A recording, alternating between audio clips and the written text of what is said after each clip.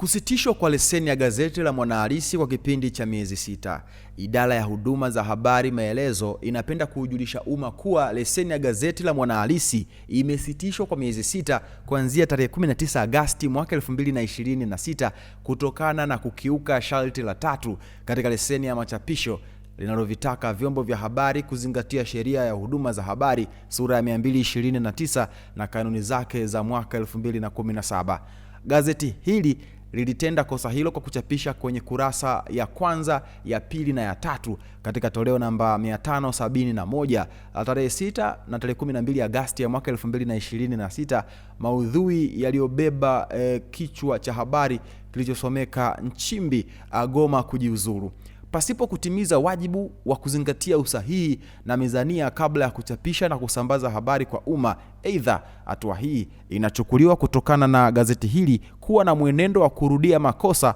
yaliyokwisha kuonywa, ambapo kumbukumbu zinaonyesha kuwa mnamo tarehe 8 ya mwezi Mei 2026 gazeti hili lilipewa onyo la maandishi baada ya makosa haya kutendeka katika toleo namba 557 la Aprili 30 hadi Mei 6 ya mwaka 2026. Taaluma ya uandishi wa habari ni taaluma adhimu na inayohitaji kutumiwa kwa umakini na uangalifu wa hali ya juu ili kuepusha upotoshaji na kuhakikisha jamii inapata habari sahihi za ukweli na ambazo kutafutwa, kuchakatwa na kuchapishwa kwake kumezingatia sheria, kanuni, weledi na misingi ya taaluma ya uandishi wa habari inayotumika kote duniani. Kwa muktadha huo, mkurugenzi wa huduma za habari Maelezo alipoona kuwa gazeti hili limetenda kosa la kukiuka masharti ya leseni iliyotolewa na idara chini ya sheria sura 229 pamoja na kanuni zake za mwaka 2017 kama zilivyorekebishwa mwaka 2024, na kwamba ikithibitika linaweza kuadhibiwa kwa mujibu wa sheria, alitoa fursa kwa gazeti hili kufika idara ya huduma za habari Maelezo kwa ajili ya kusikilizwa juu ya makosa tajwa. Kikao kilifanyika katika ofisi ndogo ya Dar es Salaam siku ya tarehe 7 Agosti mwaka 2026. Baada ya majadiliano ya kina, gazeti lilipewa fursa nyingine ya siku 3 kuwasilisha maelezo ya ufafanuzi wa maandishi kumwezesha mkurugenzi wa huduma za habari Maelezo kuelewa mazingira yaliyopelekea makosa hayo kutendeka. Maelezo husika yalipowasilishwa idara ya huduma za habari Maelezo, ilibainika kuwa ufafanuzi uliotolewa haukidhi haja ya kuliondolea gazeti hili wajibu wa kuzingatia misingi hiyo ya kitaaluma, hususan ikizingatiwa kuwa gazeti hili ni kongwe na lina waandishi pamoja na wahariri wenye uzoefu wa muda mrefu katika tasnia ya habari. Wakati wa majadiliano na katika maelezo ya maandishi ya gazeti hili zilibainika dosari kadhaa dhidi ya misingi ya kiuandishi, ikiwemo kukosekana kwa usahihi na umakini katika kuhariri habari. Dosari hii ilithibitika baada ya kuonekana kuwa katika ukurasa wa pili wa gazeti hili kumetumika picha ya Mheshimiwa Paul Christian Makonda ambaye ni waziri wa habari, utamaduni, sanaa na michezo, na chini ya picha hiyo kuna maelezo yanayomtaja kuwa ni Mheshimiwa Balozi Dr. Emmanuel Nchimbi, makamu wa rais wa Jamhuri ya Muungano wa Tanzania. Hii ni dosari ya maandishi pamoja na mnyororo mzima wa wahariri waliohusika katika kuhakiki usahihi wa taarifa hii zilizoandikwa kabla ya hatua ya kuchapisha gazeti husika. Hii ni dosari ya mwandishi pamoja na mnyororo mzima wa wahariri waliohusika katika kuhakiki usahihi wa taarifa zilizoandikwa kabla ya hatua ya kuchapisha gazeti husika. Dosari nyingine ilikuwa ni kukosekana kwa mizania ya habari. Hii ilithibitika katika habari husika kutokana na mwandishi kutochapisha maelezo ya upande wa pili wa habari. Maelezo ya habari hii yanajikita katika kuzungumzia kujiuzulu kwa Mheshimiwa Balozi Dr. Emmanuel Nchimbi, lakini hayaoneshi mahala popote ambapo Mheshimiwa Dr. Emmanuel Nchimbi mwenyewe amehojiwa na kusema lolote juu ya suala hilo. Aidha, habari hii imeandika juu ya hoja zinazodaiwa kutolewa na Mheshimiwa Paul Makonda, tena kwa kumnukuu, lakini hakuna mahali ambapo Mheshimiwa Paul Makonda amenukuliwa kuthibitisha au kuonesha yeye ndiye aliyesema hoja hizo. Dosari nyingine iliyothibitika ni kutokuweka uthibitisho wa taarifa alizochapisha katika habari husika. Mwandishi hajaonyesha mahali popote alipochukua jitihada za kuwahoji hata mmoja wa viongozi wa Chama cha Mapinduzi CCM au watu waliokuwa wajumbe wa kikao hicho, mathalan katibu mkuu, katibu mwenezi au afisa habari wa Chama cha Mapinduzi CCM, ili kuthibitisha hayo yanayodaiwa kuwa yalijadiliwa katika kikao hicho baada ya kuwa ameambiwa na vyanzo fiche. Mkurugenzi wa huduma za habari Maelezo pia amezingatia mwenendo wa gazeti hili kurudia makosa haya licha ya kuwa makosa hayo yalishaonywa huko nyuma. Mathalan, tarehe 17 Februari mwaka 2026 gazeti hili liliandikiwa barua yenye kumbukumbu namba IHPML/RD/357/13 kuwataka kuwasilisha maelezo ya maandishi kutokana na gazeti la tarehe 12 hadi tarehe 18 Februari mwaka 2026 kuandika habari iliyokuwa na kichwa cha habari kilichosema Samia wa 2021 atakutana lini na wa 2026, ambalo lilimuelezea Mheshimiwa Samia Suluhu Hassan, Rais wa Jamhuri ya Muungano wa Tanzania, kuwa ni dikteta. Tarehe 18 Februari mwaka 2026 waliwasilisha maelezo husika kwa barua yenye kumbukumbu namba HHPL/ADM/05/04, na baada ya kusoma maelezo hayo,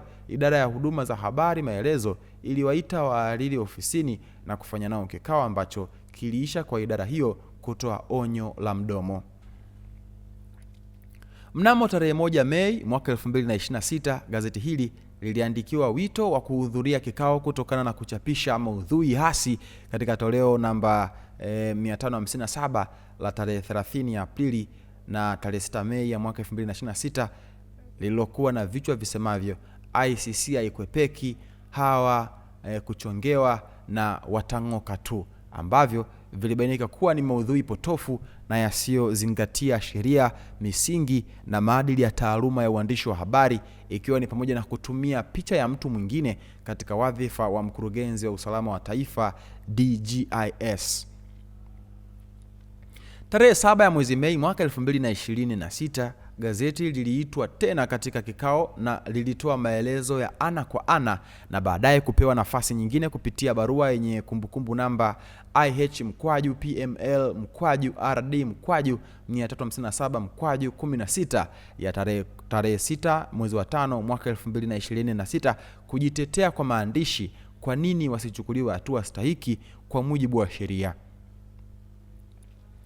Walipowasilisha utetezi wa maandishi kwa barua yenye kumbukumbu namba HHPL/ADM/05/13 ya tarehe 7 Mei mwaka 2026, idara kupitia barua yenye kumbukumbu namba IH/PML/RD/357/17 ya tarehe 8 mwezi wa 5 mwaka 2026 ilitoa onyo la maandishi kwa gazeti na kuwataka wahariri wa gazeti hili kuimarisha weledi katika uhariri wa maudhui na kujiridhisha juu ya usahihi wa taarifa inazozichapisha kabla ya kusambaza gazeti kwa umma.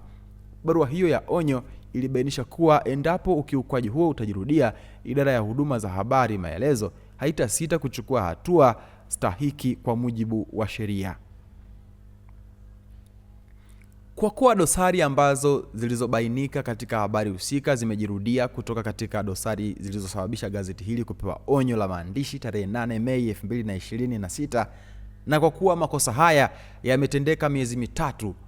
baada ya makosa kama hayo kuonywa kwa maandishi, mkurugenzi wa huduma za habari Maelezo amejiridhisha kuwa ni vema gazeti hili lipewe adhabu inayozidi ile iliyotolewa awali.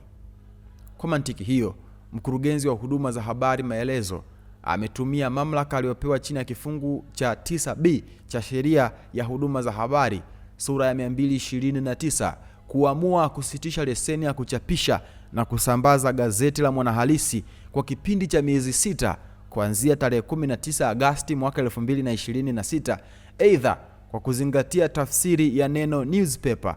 katika kifungu cha 3 cha sheria ya huduma za habari. Uamuzi huo unahusu pia uzalishaji na usambazaji wa gazeti hilo kwa njia ya elektroniki na mtandao kwa kipindi chote ambacho leseni husika imesitishwa.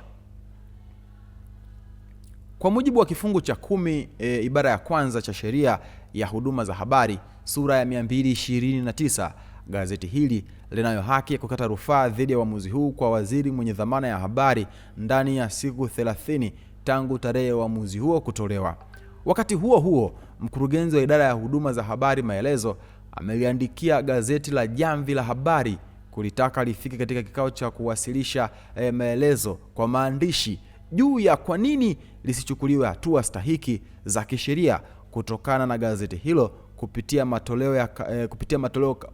matoleo kadhaa ya hivi karibuni, yakiwemo toleo namba 2985 la tarehe 15 ya mwezi Agosti mwaka 2026 na toleo namba 2987 la tarehe 17 Agosti 2026 kuchapisha maudhui ambayo kimantiki hayazingatii ipasavyo wajibu wa chombo cha habari ulioainishwa katika kifungu namba 7 ibara ya pili A 3 na 7 3B na E ya sheria tajwa ya kanuni ya 5 kifungu cha kwanza A, F na I cha 5 3 na 5 4.